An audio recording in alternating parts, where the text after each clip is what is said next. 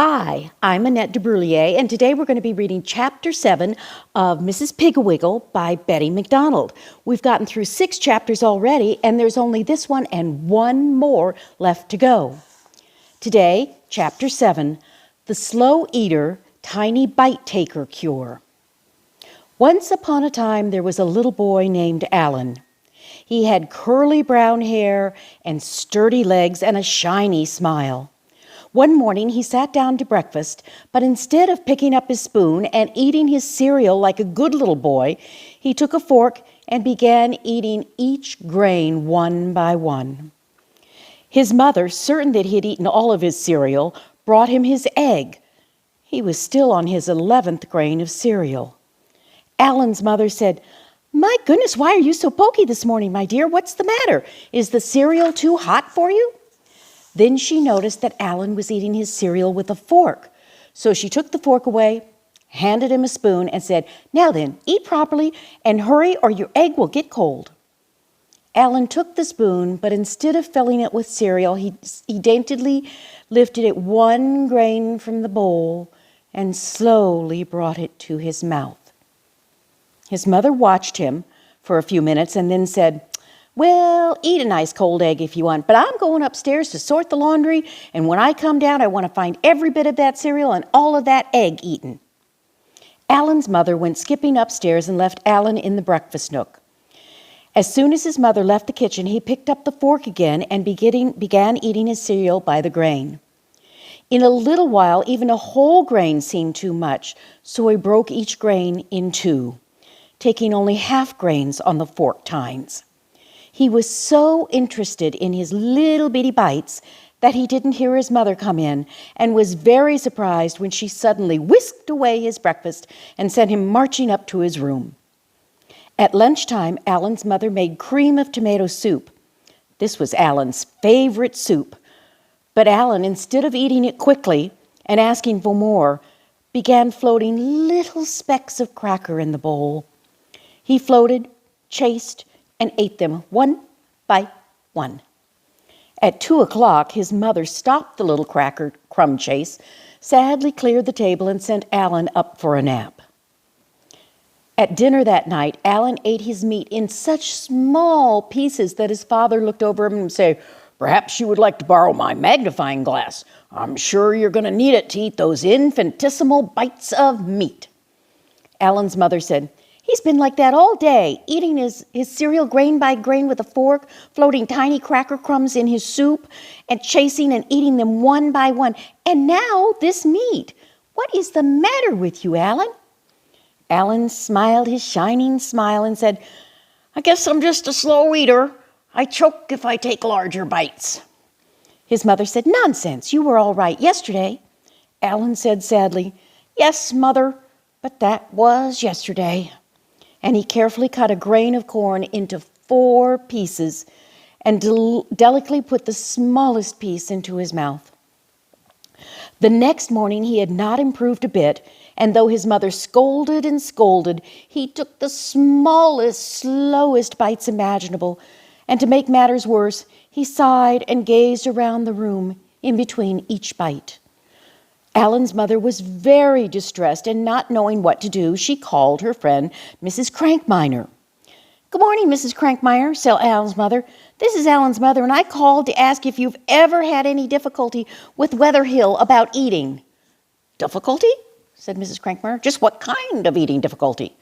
"Well," said Alan's mother, "Alan has suddenly taken to eating so slowly that if I didn't take his plate away, I'm sure he would have taken approximately 12 hours to eat an average meal. He eats his cereal grain by grain, his soup drop by drop, and his meat pour by pour." "Goodness gracious, is the child ill?" said Mrs. Crankminer. "No, he says he feels perfectly well, and I have taken his temperature, and it's normal. I don't know what the trouble is," said Alan's poor, worried mother. Mrs. Crankmore said, "Well, I certainly have no complaint about Weatherhill's eating. My only difficulty is getting him to stop. Yesterday morning before breakfast, he weighed 182 pounds, and his father began calling him Blimpy." "Oh, my," said Alan's mother. "I guess you have a more serious problem than I have." And she hung up the phone. Then she called her friend Mrs. Wingsproggle. Mrs. Wingsproggle, she said, do you have any trouble with pergola at mealtimes? Mrs. Wingsproggle was enunciating very carefully. No, not exactly. Trouble, but we do have to keep after her to chew each mouthful 100 times. There sometimes she is forgetful and only chews her food about 93 times, and one day I caught her stopping at 71. Alan's mother could already picture how disastrous it might be if Alan heard that Pergola Wingsproggle chewed each bite 100 times, because if she multiplied each grain of cereal in a dish by 100 and took into account the unbelievable slowness with which Alan was able to chew, she realized that he would die of slow starvation before a day had passed. Alan's mother hurriedly said goodbye to Mrs. Wingsproggle and hung up the phone. Then she called Patsy's mother. She said, does Patsy eat everything that is put before her quickly and without urging? Patsy's mother said, well, yes, she does. Why? Alan's mother said, because Alan has taken to eating like a scared mosquito and I don't know what to do. Patsy's mother said, call Mrs. Piggle. She'll know what to do. You remember the radish cure, don't you? Alan's mother was delighted. She said, of course I do, and I'll call Mrs. Piggle right now. And she did. Mrs. Piggle said, so, Alan has become a slow eater, tiny bite taker, has he? I thought he looked a little pale this afternoon. Alan's mother said, he is so pale his father calls him his little doughboy. I don't know that he has eaten more than a tablespoon of food in the last 2 days. What will I do, Mrs. Piggle? Mrs. Piggle said, don't worry about Alan. He'll be all right again in a day or two. Let me see, yes, it is Alan coming down the street right now. So I'll send home the slow eater, tiny bite taker dishes with him.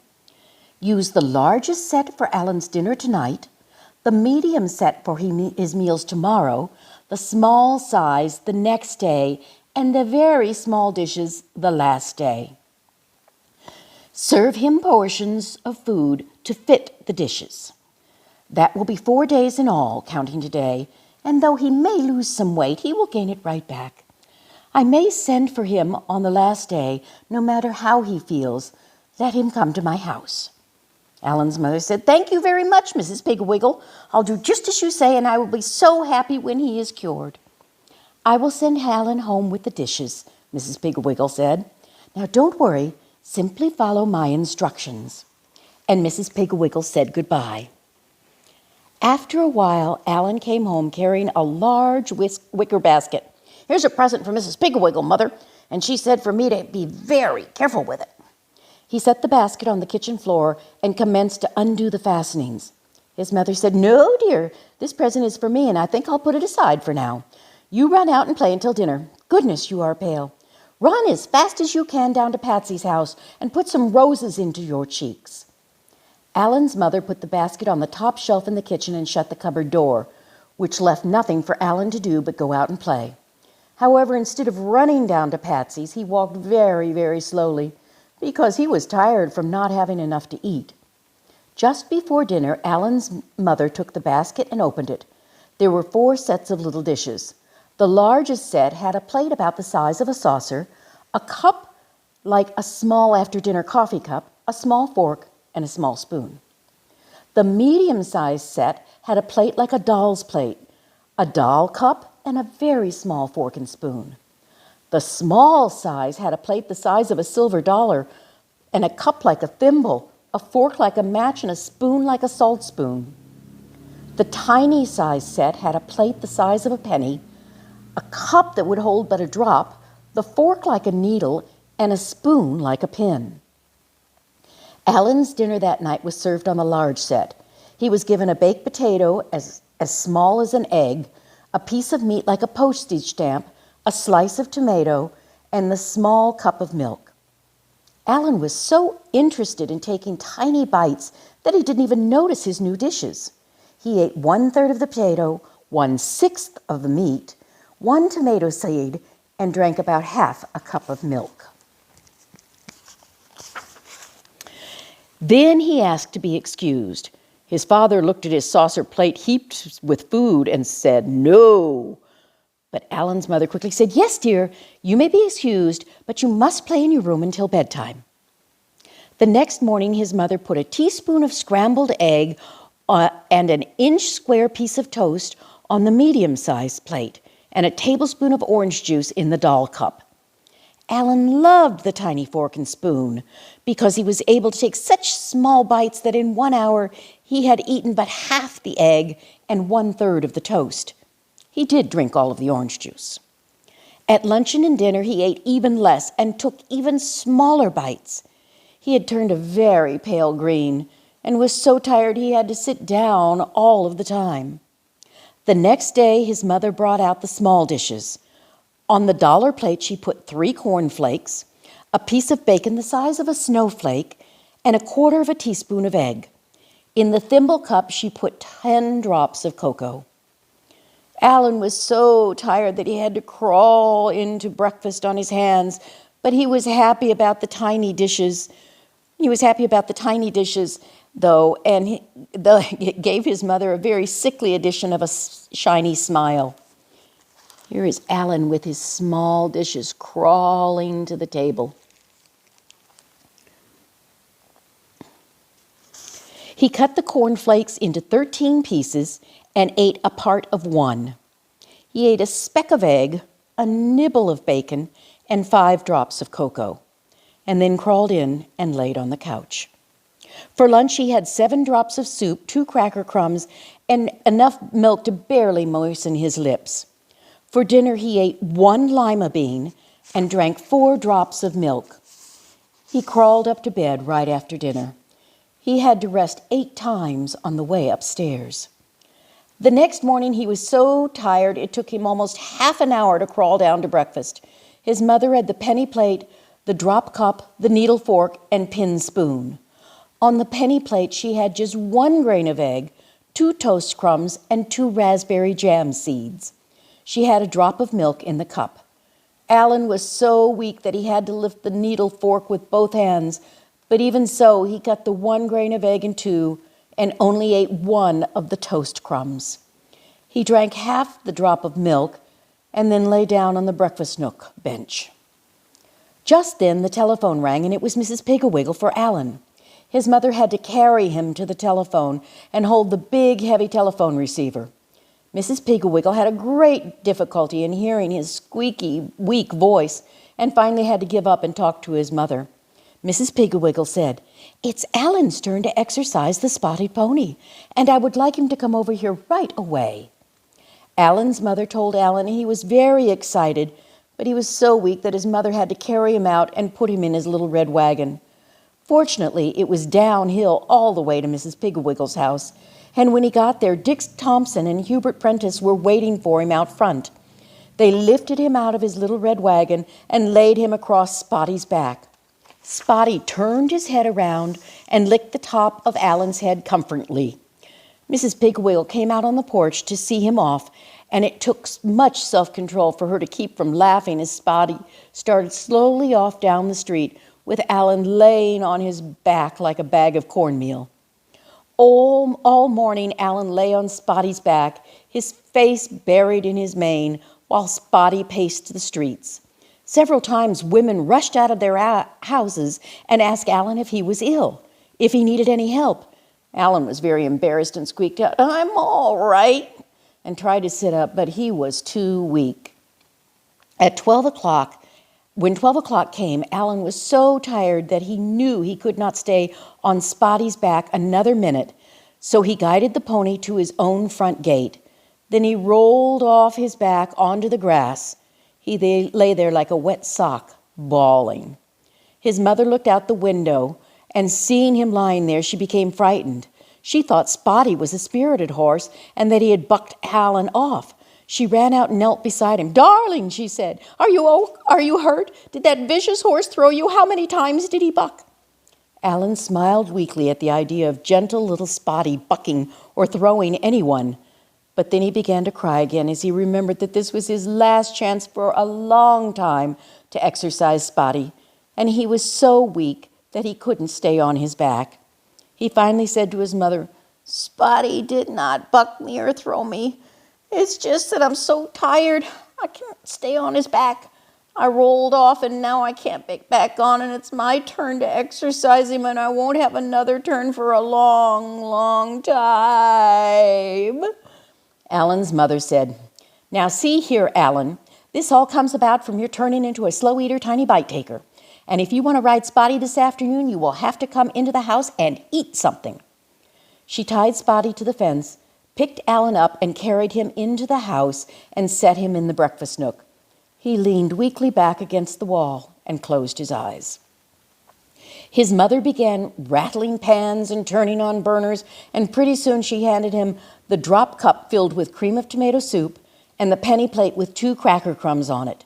She said, now drink this soup in one gulp and put both those cracker crumbs into your mouth at once." Alan did as he was told, then leaned back and closed his eyes again. Then his mother handed him the thimble cup filled with milk and a tiny peanut butter sandwich on the dollar plate. She said, "Drink this milk in one swallow and put that whole sandwich into your mouth." Alan did, and was surprised to find that he didn't feel quite so tired. He leaned back, but now he kept his eyes open. Then his mother handed him the doll cup filled with soup and the doll plate with some cottage cheese on it. "Drink that soup right down," she said, "and here is a large fork, and I want that cottage cheese eaten in 2 bites." Alan did as he was told. My, but he was feeling strong. He could sit up without leaning back, and oddly, he was very hungry. His mother handed him the after-dinner coffee cup filled with milk and the saucer plate with a piece of gingerbread on it. Alan didn't have to be told how to eat and drink these. He took large, hungry bites and big, swishing gulps, and the dishes were empty. His mother said, "Do you feel better, dear? Have you had enough lunch?" Alan said, "I feel much better, Mom, but I'm still very hungry. May I please have a large bowl of soup and a large glass of milk?" "Of course, dear," said his mother, and she quickly filled a large bowl with soup and a large glass with milk. Alan ate every drop of the soup and drank every drop of the milk. And then he jumped down from the table saying, "Oh, Mother, I bet Spotty's hungry. Shall I take him some soup?" "No, dear," said his mother. "I think Spotty would prefer an apple and some lumps of sugar." So they fed Spotty, and then Alan climbed on his back and rode proudly away, sitting up very straight and holding onto the reins with one hand. When he reached the corner by Patsy's house, his mother called him to come back. He turned Spotty around and steered him up to the gate, and his mother came out with the basket of slow eater, tiny bite taker dishes. "Would you mind returning these to Mrs. Pickawiggle?" she said. "Not at all," said Alan graciously. "Just hand me the basket. I'll put it here in front of me and hold it with this hand. You see, Mother, I only use one hand to steer now." He carefully arranged the basket, kissed his mother, clucked to Spotty, and away they walked in a very slow walk towards Mrs. Piggle-Wiggle's house. And that was the Slow Eater Tiny Bite Taker's cure. Tomorrow is chapter 8, and that's the last chapter of Mrs. Piggle-Wiggle. See you then.